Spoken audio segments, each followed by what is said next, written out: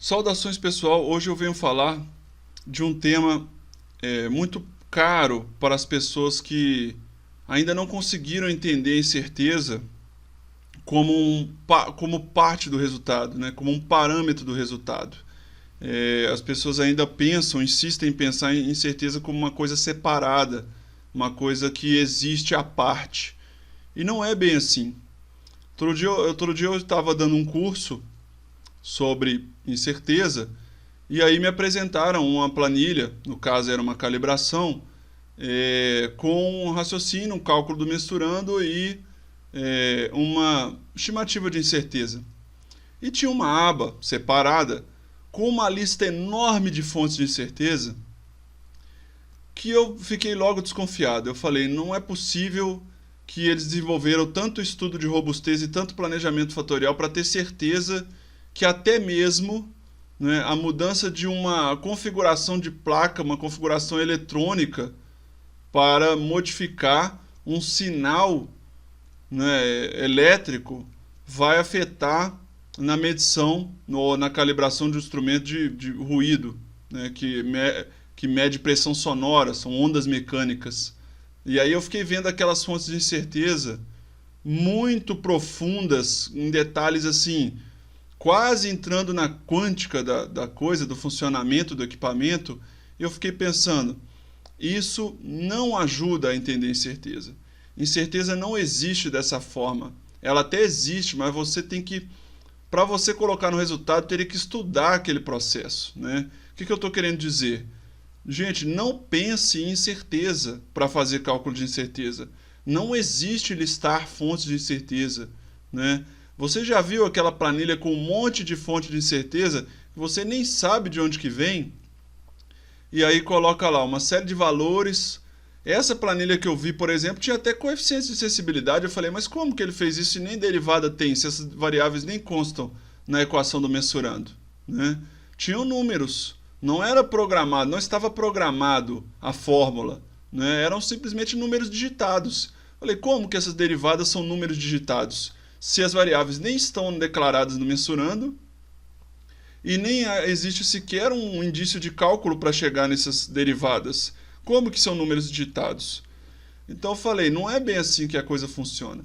Não adianta você querer tentar explorar a incerteza mais profunda, né, dos detalhes técnicos, elétricos, sendo que você não está calibrando aquela grandeza, né? Entrar em detalhes assim, que você demandaria um estudo caríssimo, um planejamento fatorial, uma variação, uma troca de placa, troca de configuração, né? Manda uma frequência diferente para ver como é que isso afeta na medição da onda mecânica de pressão sonora. Enfim, é uma série, não tem sentido. Aí eu disse, não, vamos fazer o que é exatamente o que você faz no seu trabalho. Comecei a montar a planilha e montamos, né, o erro de calibração, definimos lá qual a resolução do equipamento, vamos colocar a correção de resolução e vamos montar o mensurando, da forma como ele é medido e como ele é passado para o cliente.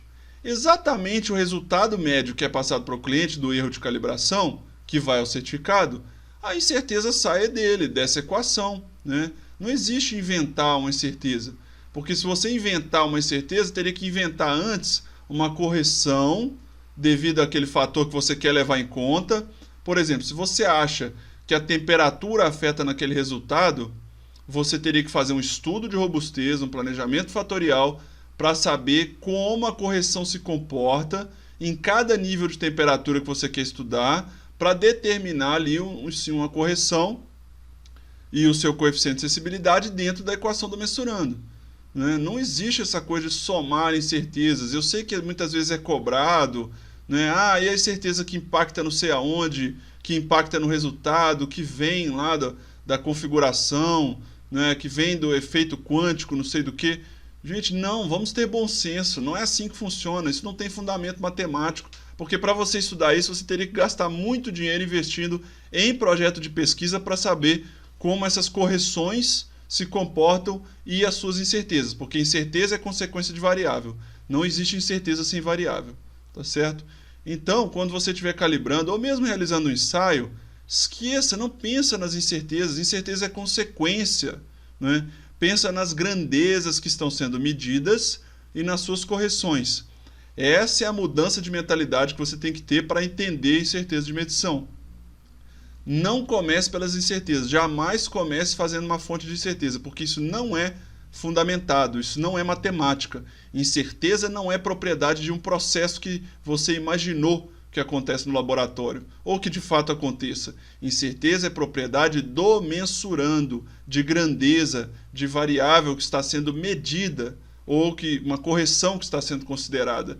Isso é a característica da incerteza. Ela é uma consequência do resultado, ela é parte do resultado, ela não é uma coisa à parte.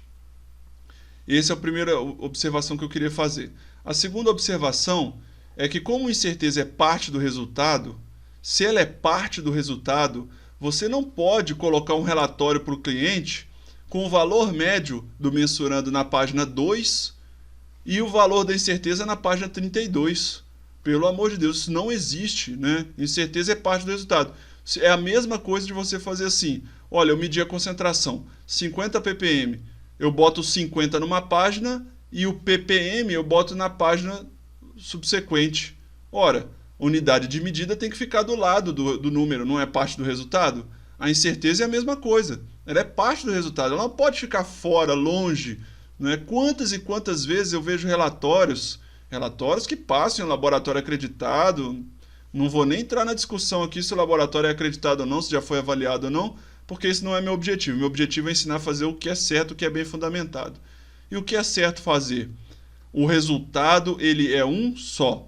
É a média, mais ou menos a incerteza, e a sua unidade de medida, ou expressar de uma outra forma, um limite mínimo, um limite máximo do intervalo, e a sua unidade de medida também poderia ser dessa maneira, e outras maneiras que o GAN preconiza, né? Mas jamais o GAN vai dizer que você vai colocar o valor médio de um lado, numa página do relatório, e lá 5, 10 páginas depois o valor da incerteza num rodapé de página. Isso não é assim que funciona, não pode, isso não tem fundamento, né? A incerteza é parte do resultado. Esse é o segundo ponto que eu queria chegar. E o terceiro e último ponto desse vídeo, que é um vídeo mais teórico e não tem muita conta para fazer, é que quando você, no seu laboratório, consegue mudar essa mentalidade, esquecer, parar de pensar em fonte de incerteza, para de pensar em fonte de incerteza, pensa em grandeza, grandeza que está sendo medida, você começa a entender todo o seu trabalho de uma forma muito mais ampla. Você entende o que está sendo feito, o que é o mensurando, o que de fato está impactando no resultado, né? Principalmente do valor médio, porque o próprio valor médio, a própria conta que se faz para chegar no valor médio do seu mensurando, ela já revela muita coisa, né? A incerteza é uma consequência, porque cada grandeza ali tem a sua incerteza, consequentemente a incerteza da grandeza de saída virá dessas incertezas das grandezas de entrada. Como é o cálculo matemático que a gente desenvolve? Não é fonte de incerteza da nossa cabeça. Não é incerteza de processo.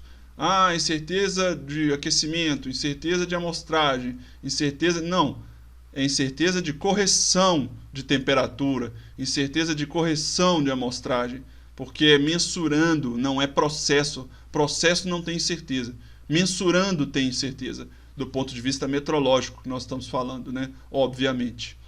Então, quando você muda essa mentalidade, para de pensar em incerteza e pensa em grandeza, muitos problemas seus serão resolvidos num piscar de olhos, porque aí você enxerga tudo, enxerga o processo e também enxerga como que essas variáveis afetam toda a lógica de funcionamento de um laboratório, né? Seja ele de pesquisa, seja ele de prestação de serviço, porque você vai começar a enxergar onde custa, onde desprende mais investimento, quais variáveis são mais caras financeiramente falando, quais variáveis vale a pena investir talvez uma precisão um pouco melhor, quais vale a pena economizar. Você vai começar a ter uma visão mais econômica da atividade e mais de risco, né? Ou seja, tudo a ver o risco do laboratório, além de impactar tanto no valor para o cliente, a decisão que ele vai tomar, impacta para a própria atividade do laboratório, né? Entender o que está acontecendo, né? Tudo aquilo ali influencia. Então, a partir do momento que você parar de pensar em fonte de incerteza e começar a pensar em grandezas, e a incerteza é apenas parte da estimativa daquela grandeza, aí sim a sua visão sobre o trabalho vai ficar assim, totalmente diferente. É uma experiência que eu vejo muitas e muitas pessoas relatando quando a gente desenvolve o nosso curso, quando a gente desenvolve a consultoria ou o que estiver fazendo, que eu consigo colocar na cabeça da pessoa que ela, para ela esquecer fonte de incerteza e começar a pensar em grandeza, aí ela fala, nossa, realmente para mim faz sentido. Quantas e quantas vezes eu já não escutei isso? Agora realmente para mim faz sentido. Porque antes eu me questionava, eu não entendia de onde que aquela fonte de certeza aparecia, né? A pessoa falava para eu colocar, o avaliador me exigia colocar, mas nem ele mesmo sabe o fundamento matemático para colocar aquilo, né? Não se pode inventar incerteza. Enfim, isso são vários relatos que eu já escutei ao longo desses anos trabalhando com isso. Então, essas são as dicas que eu dou, e isso vai impactar até mesmo na gestão empresarial ou institucional, em caso de órgão não empresarial, né, do próprio laboratório. Espero ter ajudado com esse conteúdo. Muito obrigado e até a próxima.